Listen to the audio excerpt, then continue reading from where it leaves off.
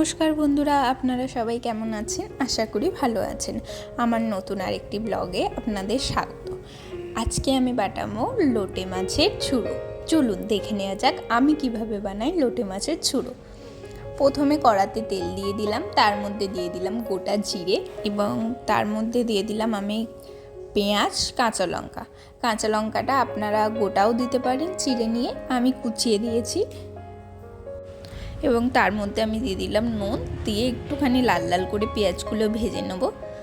লাল লাল করে ভাজা হয়ে গেলে আমি তার মধ্যে দিয়ে দেবো আদা রসুন বাটা, দিয়ে একটু ভেজে নেবো যাতে কাঁচা গন্ধটা চলে যায়।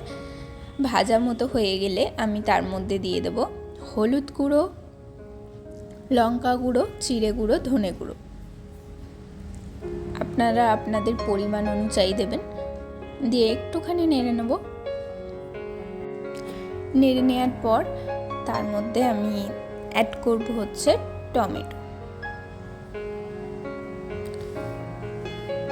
টমেটোটাও দিয়ে আমি একটু নেড়ে নেবো যাতে টমেটোটা একটু গলা গলা মতো হয়ে যায়। আমি পেঁয়াজ ভাজার সময় ওর মধ্যে নুন দিয়েছিলাম, সেই জন্য আর টমেটোতে আর নুন দিলাম না। টমেটোতে নুন দিলে কিন্তু টমেটো তাড়াতাড়ি গলে যায়। এবং মশলাটা কষে নিলাম, তেলও ছেড়ে দিয়েছে, দেখে নিচ্ছি বন্ধুরা, তেলও ছেড়ে দিয়েছে।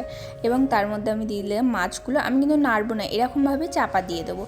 খানিকক্ষণ পর চাপাটা খুলে নিলাম, নিয়ে এবার এইভাবে আমি আস্তে আস্তে কাঁটাগুলোকে ছাড়িয়ে নেব। দেখবেন খুব সুন্দর কাঁটাটা ছেড়ে বেরিয়ে আসবে। এই যে আমি খুন্তি করে এবার কাঁটাটাকে তুলে নেব। এরকমভাবে আস্তে আস্তে করে আমি কাঁটাগুলোকে সব বার করে নেব। সব কাঁটাগুলো পরিষ্কার হয়ে যাবে খুব সুন্দরভাবে। এবার আমি নেড়ে চেড়ে নিয়ে একটু ভেজে নেব। এর মধ্যে আমি কিন্তু আর কোনো নুন অ্যাড করিনি। আর দিয়ে একটু নেড়ে চেড়ে নিয়ে ধনেপাতা দিয়ে নামিয়ে নিলাম। খেতে কিন্তু খুব সুন্দর হয়, আপনারাও ট্রাই করতে